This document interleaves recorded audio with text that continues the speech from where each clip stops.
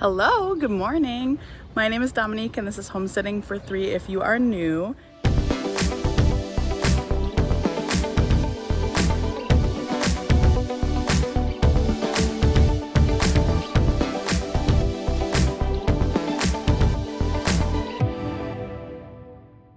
Today we are going to be doing some food preservation projects. I have gotten quite a few cucumbers out of the garden and I'm going to be doing my favorite pickle recipe ever. I did it last year, but that was before I started on YouTube, so I didn't make a video on it. So I'm excited to make a video on it because they are delicious.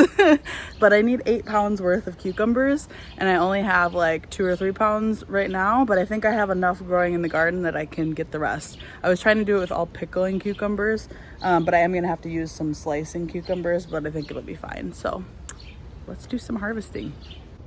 I have my basket and I realized that I left a cucumber and some cherry tomatoes out the last time I was out here, so that's okay. Okay, so this is about the size that the pickling varieties get to, and the slicing varieties are supposed to get 8 to 10 inches, so they're much bigger. So I'll see what we have for pickling varieties first and see where we're at there. So I do have quite a few that are ready. So I'm going to cut this off.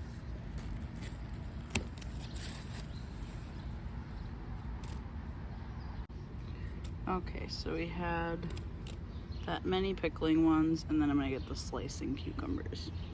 Found one more pickling variety on another plant, and then I got all of these slicing varieties. Ideally, you wouldn't use ones that have any blemishes on them, but I might have to if I don't have enough, so see how it goes. Okay, so now that we have these inside, what we do with them is we are going to wash them and then cut off the blossom end. So there's the end where you see if I can show you, where it connected to the vine, and then the end that had the flower on it. So this, we're just gonna cut off a little bit of the end of this because there's an enzyme in there which will actually soften the pickle or the cucumber. And this is how you get really crunchy pickles. So I'm gonna give it a rinse. And then I'm going to give that end just a little slice.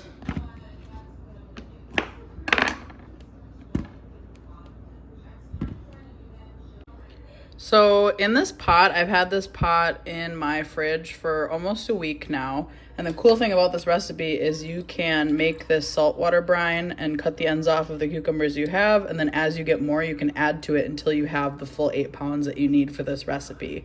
So this was 1 quart of warm water I put initially in a container. And then to that container, I added 3/4 of a cup of pickling salt. And that was, the warm water is basically to dissolve the salt. And then I filled the water up the rest of the way until I was at 2 gallons, so that I have this now 2 gallons of saltwater brine that I've been adding the pickles to. And I used a plate to weigh this down so that the pickles were under the surface of the brine the whole time.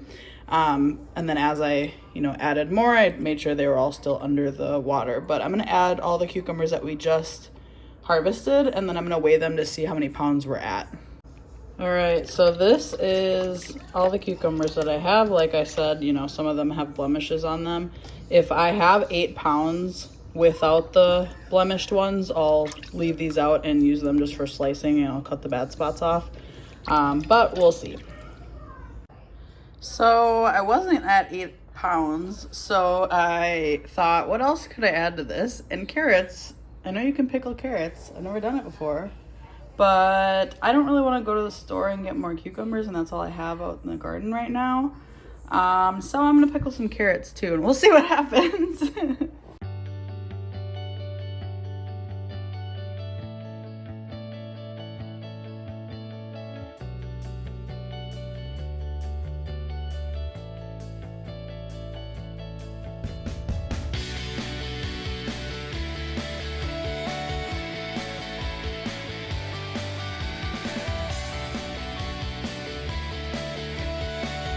Okay, so I have all of my carrots and cucumbers all prepped and in a strainer in the sink.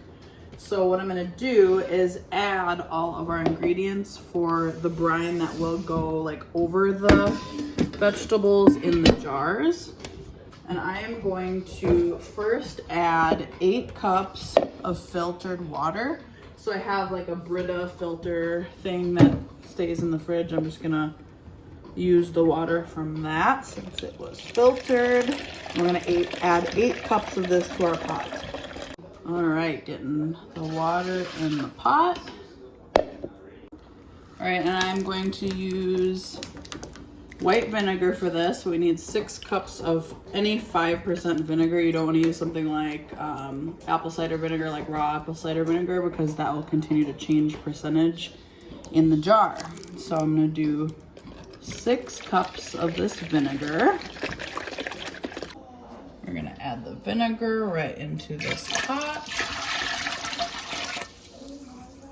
Okay, then to this, we are going to add a 1/4 cup of sugar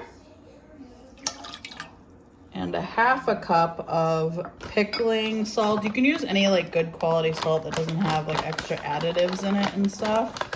I am just gonna use this pickling salt that I have, which is what I used for that original brine as well that the cucumbers were in before. Salt in there. And then we're gonna add 1 tablespoon of pickling spices. You can make this yourself, but I'm just gonna use this mixed pickling spice. You don't put it directly in there though. We're actually gonna use some fabric to make like a little bundle and put the spices inside. So I'm just using a piece of fabric for this. I would ideally be using like cheesecloth or something like that, but I don't have that, so we're gonna use what we have. And I'm going to put a tablespoon of this pickling spice in here, and then we are going to tie this up. That way, as the brine starts to simmer, the flavor will come out of this, but the actual like pieces of spice won't. So I'm just gonna tie it up like that, and we will throw it in the pot. Just gonna use another little scrap of fabric to tie this, and then we're gonna put it in our pot. Just like that. Okay, I had to go to the store because I needed dill. I did have dill in the garden, but it bolted already, so I don't have any more. I also needed to get actual garlic because I usually use like the pre-minced garlic in the jar because I'm lazy, but this recipe says to put a whole clove into each of the jars. So I'm gonna do that. I also got mustard seed because I didn't have any. So this recipe, by the way, I got from on YouTube. Their channel is called Homesteading Family, and she's got really good videos in general, but I love this pickle recipe because she basically tested a bunch of different pickle recipes to find what was the best one. And this is, it's called a low heat pasteurization method.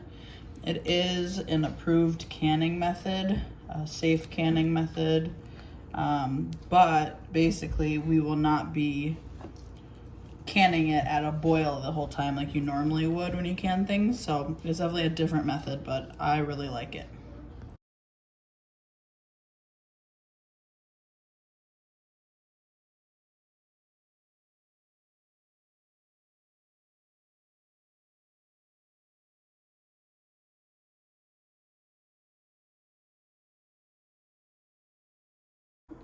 Okay, so I have 8 clean pint-sized jars. Into each of these, I'm gonna add 1 clove of garlic. These are pretty big cloves. This one's gonna have 2 because they're smaller. Put a clove of garlic to each one. I'm gonna add some dill. The recipe says 1 teaspoon of dill. I'm just gonna kind of evenly divide what I have, so it might be a little bit more, but that's okay. And then we're gonna do 1 teaspoon of mustard seed to each of these as well.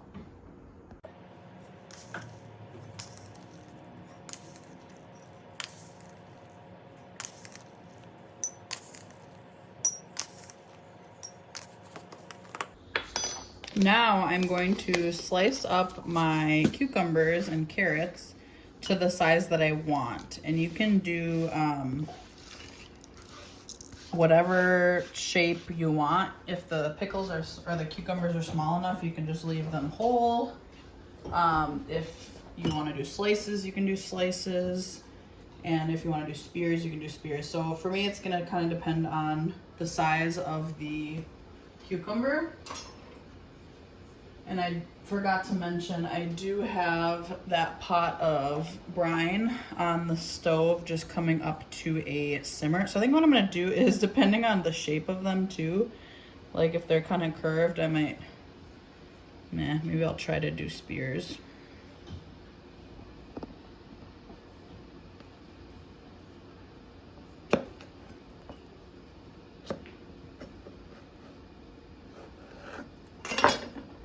That's fine. Doesn't have to be perfect. But you want to make sure that your pickles are not too tall to not fit in the jar, because you do have to make sure you have, I believe it's a 1/2 inch of headspace. And I'm gonna keep the carrots separate from the cucumbers. So I'll maybe have a couple jars of carrots, and carrots I'm just gonna do into spears as well. But I'll have, I'm guessing, more pickle jars than carrot jars, but we'll see. Because carrots are harder, so I might not be able to fit as many carrot spears as pickle spears into the jars, but we'll just see. For these bigger slicing varieties, I am gonna slice them up into like pickle slices and put them in that way. So we're gonna pack these as full as we can get them.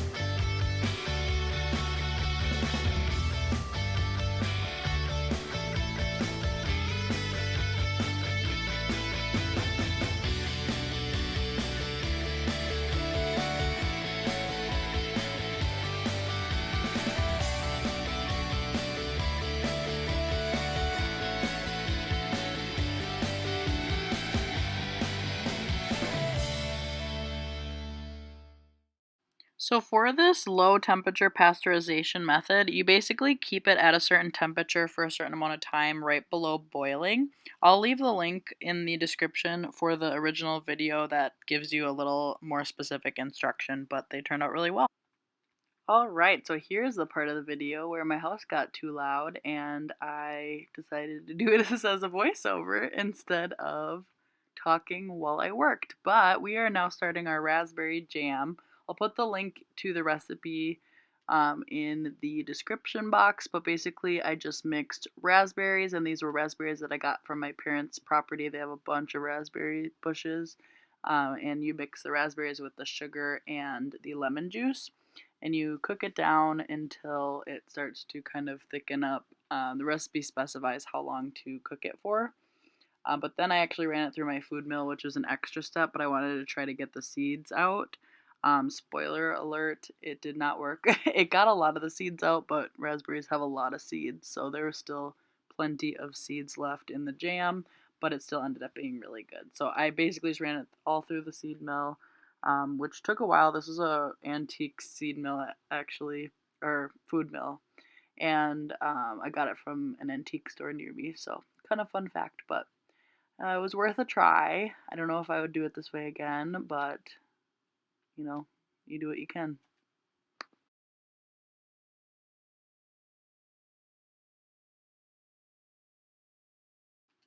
Now, making jam the last few times I've done it has actually shown me that it's a lot easier when you pour it into something with a little like lip on it, like a liquid measuring cup like this.